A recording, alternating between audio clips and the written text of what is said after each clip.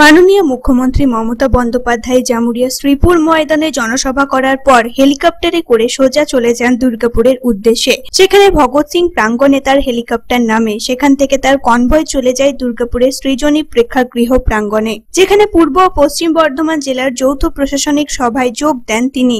এই সভাকে কেন্দ্র করে প্রচুর মানুষের ভিড় জমে। এছাড়া উপস্থিত হয়েছিলেন তৃণমূল কংগ্রেসের বহু কর্মী সমর্থকেরা। রাস্তার দুপাশে ঢাকিরা ঢাক বাজিয়ে মুখ্যমন্ত্রীকে স্বাগত জানান।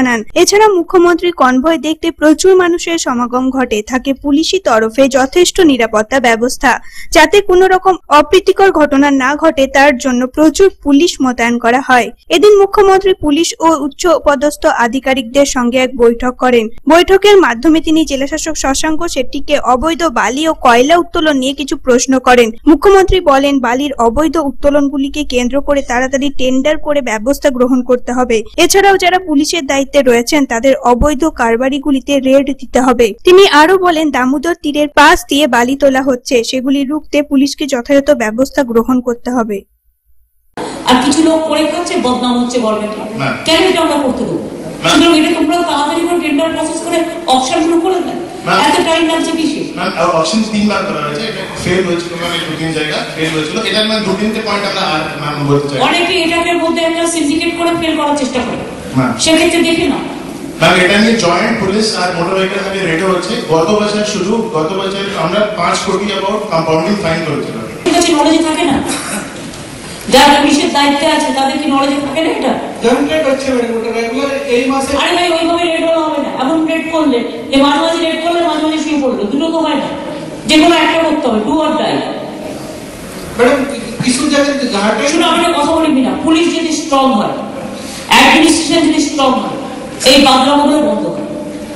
কিন্তু পুলিশ যদি অ্যালাউ করে, অ্যাডমিনিস্ট্রেশন যদি অ্যালাউ করে, তবে কিন্তু এটা হয়।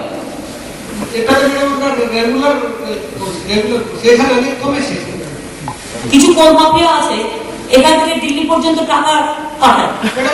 এখানকার কল মাফিয়া কি করে কেন হচ্ছে? স্পেসিফিক কেস করা হচ্ছে, সুপ্রিম কোর্ট পর্যন্ত রিজেক্ট করা হচ্ছে ওদের। ভাই সেটা নয়, তোমরা আমাদের অ্যাবসকন্ডিং আছে, পালিয়ে যাচ্ছে, পাওয়া যাচ্ছে না, এগুলো রুটিন কথাবার্তা। আমি এইসব কথাবার্তার পক্ষে নই। আমার কথা হচ্ছে আমরা অ্যাকশন চাই, অ্যাকশন ওরিয়েন্টেড।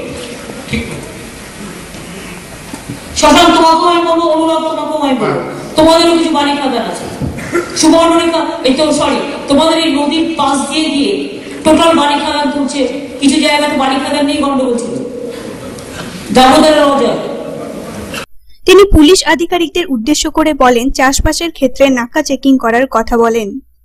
তোমরা প্রচার করো।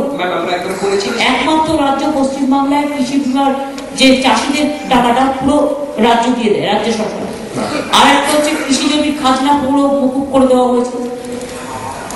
3 হচ্ছে কৃষি জমির যে নিউট্রিশন ফিস, সেটাকেও টোটাল মকুব করে দেওয়া হয়েছে।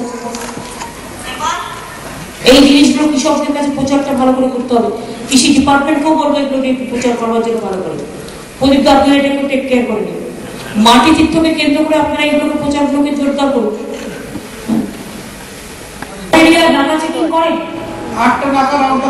আপনার শুধু সেটা নয়, বর্ডার এরিয়া থেকে বোম ঢুকছে, অস্ত্র ঢুকছে, টাকা ঢুকছে, এগুলো নাকা চেকিং করেন ভালো করে। স্মাগলিং ঢুকছে, এগুলো যে না হয় স্ট্রংলি দেখতে হবে। কিন্তু আইসিতে দেখতে টোটাল বর্ডার এরিয়া, বীরভূমের বর্ডার এরিয়াটাও ধরে নিন পুরো। ঠিক আছে, বসুন। ডিপিএল এর জমিগুলি কাজে লাগানোর কথা বলেন তিনি। ডিপিএল কে জমি বিক্রি করতে দিতে হবে বলে তিনি জানান। ডিপিএল কে এত টাকা আমি দিতে পারছি না, আমাকে প্রতি বছর ডিপিএল থেকে সাবসিডি দিতে হচ্ছে। গভর্নমেন্ট এত টাকা কেন দেবে? গভর্নমেন্ট ওই টাকা দিয়ে নতুন ইন্ডাস্ট্রি করবে, এত টাকা কেন দেবে? সুতরাং ডিপিএল কে যেটা করতে হবে সেটা হচ্ছে আমাকে জমি বিক্রি করতে দিতে হবে। এবং আমি একজনেরও চাকরি খাবো না।